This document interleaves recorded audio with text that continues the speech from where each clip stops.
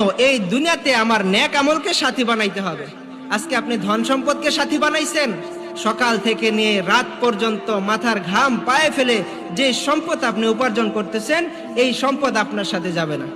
কবরে খালি হাতে যাইতে হবে। আজ পর্যন্ত দেখছেন কাউকে যে কবরে টাকা পয়সা নিয়ে যাইতে দেখছেন? টাকা পয়সা কবরে কোনো কাজে আসে না, আত্মীয় স্বজন কোনো কাজে আসে না।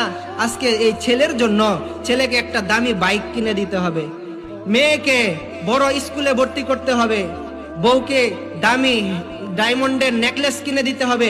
এজন্য আপনি হারাম টাকা উপার্জন করলেন, গুনার কাজ করে আপনি টাকা ইনকাম করলেন। এই আত্মীয় স্বজন কেউ আপনার সাথে যাবে না। শুধুমাত্র একটা জিনিস আপনার সাথে কবরে যাবে, তা হলো আপনার নেক আমল। এজন্য আমাদেরকে এই নেক আমলকেই সাথী বানাইতে হবে, নেক আমলকেই সাথী বানাইতে হবে।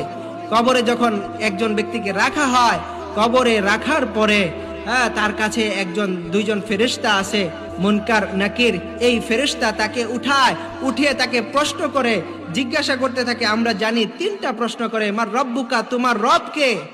যদি এই ব্যক্তি রব চাহি জিন্দেগি চালায়, যদি রবের কথা অনুযায়ী তার জীবনকে চালায়, তাহলে সে বলবে রব্বি আল্লাহ, আমার রব আল্লাহ। দ্বিতীয় প্রশ্ন করে, মা দিনুকা, তোমার দিন কি? যদি সে দিন মোতাবেক তার জীবনকে চালায়, দিনের রীতিনীতি সবকিছু অনুসরণ করে, তাহলে সে বলতে পারবে দীনিয়াল ইসলাম, আমার দিন হলো ইসলাম। তৃতীয় প্রশ্ন করে, মা হাযার রাজুলুল্লাযী বুইসা ফীকুম, এই যে ব্যক্তি রাসূলুল্লাহ সাল্লাল্লাহু আলাইহি ওয়াসাল্লামের রওজা থেকে এই মুর্দা ব্যক্তির কবর পর্যন্ত একটা পর্দাকে খুলে দেওয়া হবে, নবীজির চেহারাকে দেখানো হবে, দেখিয়ে বলা হবে, এই যে ব্যক্তি যাকে তোমাদের কাছে পাঠানো হয়েছিল, ইনি কে? তখন এই ব্যক্তি যদি তার জীবনে সুন্নত থাকে, মাথা থেকে পা পর্যন্ত সুন্নত থাকে, দাড়ি, মুখে এক মুষ্টি দাড়ি, মাথার চুলটা সুন্নত বাবরি না হয় খাটো, গায়ে লম্বা জামা, পকেটে মেসওয়াক, দুনিয়াতে সুন্নত অনুযায়ী জীবন করছে, সুন্নত মোতাবেক জীবন চালাইছে, নবীজির কথা অনুযায়ী আমল করছে, সেই ব্যক্তি বলবে হাদা রাসূলুল্লাহ, হাদা হাবিবুল্লাহ, ইনি হলেন আল্লাহর রাসূল, আল্লাহর হাবিব।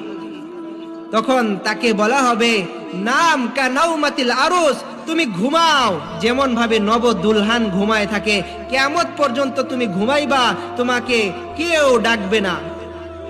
তখন তার কবরে সাথে জান্নাতের কালেকশন করে দেওয়া হবে, জান্নাতের দরজা তার কবরে থেকে খুলে দেওয়া হবে, জান্নাতের হাওয়া বাতাস, জান্নাতের সুঘ্রাণ তার কবরে আসতে থাকবে। তাকে জান্নাতের বিছানা বিছায় দেওয়া হবে, তার কবরটা জান্নাতের বাগিচা বানায় দেওয়া হবে। রাসূল করিম সাল্লাল্লাহু আলাইহি ওয়াসাল্লাম বলেন,